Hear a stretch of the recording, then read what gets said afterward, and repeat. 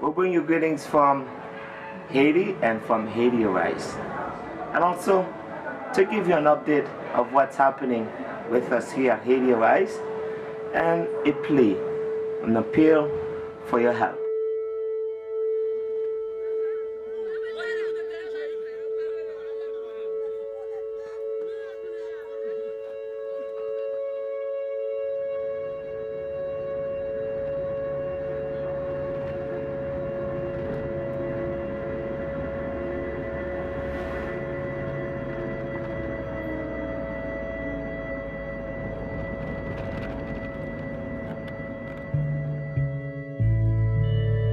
Haiti, located a mere 400 miles off the coast of Florida.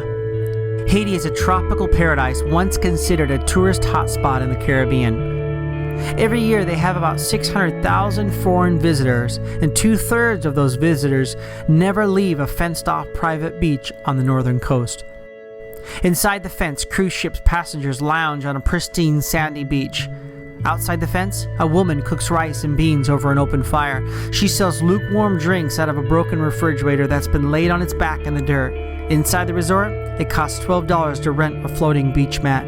Outside, they rarely make $5 a day. The people there are warm, and they're loving, and they're beautiful, and they're hardworking, and much like you and me, they desire to provide the best life possible for their family. Yet it's very different for them than it is for us. Though Haiti is a beautiful place, it's been in turmoil for hundreds of years. It's facing some of the worst conditions imaginable.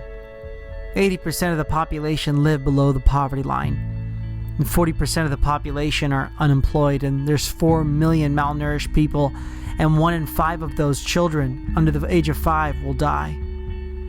Over half the population of adults are considered illiterate, and 1 out of every 10 children is considered a child slave. That's 225,000 child servants who are often treated as slaves. 80% of Haitians live on less than $2 a day.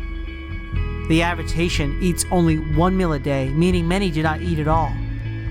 Before the earthquake, there was 380,000 orphans. Tens of thousands of children living alone on the streets, and 50% of children are unable to attend school. 70% do not have electricity, and 90% don't even have running water, access to an improved water source, or even have adequate form of sanitation. Haiti's a country in need. I am a national-born Haitian, born into a large, poor family. I remember when I was a child, my dad and my mom, they were not able to take care of all of us. So they give most of us away to other parents. So when I was 5 years old, they gave me away and I became a slave child. When Mark was 12, his brother came to visit him at the home that his parents had put him in. He didn't realize Mark wasn't going to school but was only working. He pulled him out of that home and put him into a children's home that was predominantly sponsored by North Americans. It was here that Mark learned that people really did care about human life. He was sponsored by a Canadian family and given opportunity he never would have had before. And this is what stirred in him a dream to go back to Haiti to see lives changed forever. In 2001, fundraising was started in Canada. Mark and Lisa decided to give themselves to their dream of returning to Haiti to help bring change to a nation. In 2002 and 2003, a 2-acre building site was purchased. Building plans and construction began for the foundation of the Technical Institute and a residence building. In 2004, another 2-acre piece of land was purchased, making the main campus a total of slightly more than 4 acres. And ESL classes were open and enrolling over 100 students. Monthly rice and clothing distribution were established as a part of the community transformation projects. 2005, the Technical Institute was opened to the community with agricultural classes, and a half-acre community garden was planted. The Technical Institute program developed many classes for many people, and teaching skill sets such as small motor mechanics, carpentry, plumbing, sewing, and so much more, providing a great education for the surrounding community. In 2008, a separate parcel of 2 acres of land was purchased with the plans to establish a small local goat farm and cheese-making factory. In 2009, that 7-acre parcel of land was paid off and plans started for development.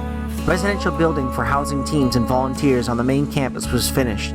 The Technical Institute building finished, and a brand new 25 computer lab was set up for information technology classes.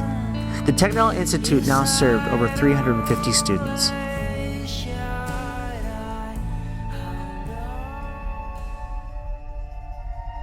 Haiti was struck with a massive magnitude 7.0 earthquake. The epicenter was about 15 kilometers southwest of the capital, Port-au-Prince.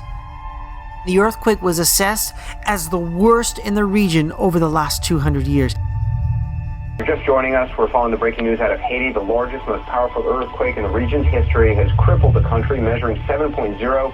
Its epicenter was just a few miles outside the capital, Haiti, a 7.0 Port-au-Prince. magnitude, only about 10 or so miles from the major capital of Port-au-Prince. David Walton is joining us from the U.S.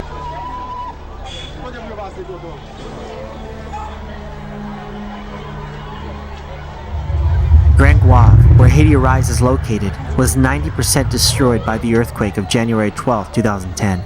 All public buildings were destroyed, including the schools, the city hall, the police station, and the hospital. Over 7,000 people were injured, and there was no hospital. 1,400 homes collapsed, leaving over 20,000 homeless and without a place to stay. I've never experienced this kind of thing before. I thought it was a bomb. But I was in the compound and this thing. I didn't know where to run and fall down. And we were close to some big mango trees. And looking at the trees, it was very scary. We are down, but we're not going to stay down. We will arise and continue the work that we have been doing. The impact of the earthquake caused extensive damage to Haiti Arise, including the collapse of the water tower, a total perimeter wall, and severe damage to the main floor of the Technical Institute. The school had to be completely demolished just 1 month after its completion and after 7 years of construction.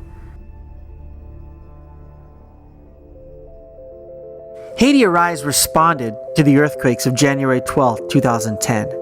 The perimeter wall was rebuilt in 3 months, the water system was repaired, and the collapsed water tower debris were cleaned up. The Technical Institute building was redesigned and engineered to withstand any future disasters and is in the process of being rebuilt to North American earthquake-resistant code. They put up a temporary 7-classroom elementary school, as well as began the construction of a medical clinic. That medical clinic was finished in 2012 and was open for full-time operation with 6 new Haitian staff. Also, the elementary school expanded to include up to grade 6 and has over 350 students. Haiti Rise is also actively involved in numerous community transformation projects. They have a regular food distribution program, drills clean water wells in the surrounding communities, and has undertaken a home rebuilding program called Each One Build One to help families who've lost their homes in the earthquake rebuild their homes. They recently acquired a 7-acre property right across from the current campus, and they have plans to include a multi-purpose building, which will house the only track and field and sports facility in the country. They also plan to have 2 water wells, gardens, a primary and secondary school, a children's village, and a family-style home for orphans and rescued slaves. Now, this is where you come in. Haiti Arise has a great future, but we need your help. There's many ways that you can support us and get involved. You can simply donate your money. You can fund a project that we've been working on. You can sponsor a student or a leader. You can participate in our Transform a Community project.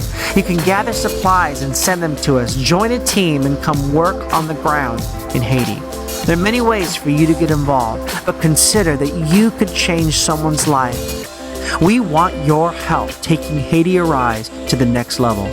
Would you consider today what you can give and what you can support as Mark and Lisa give their lives to restore the hopes of Haiti?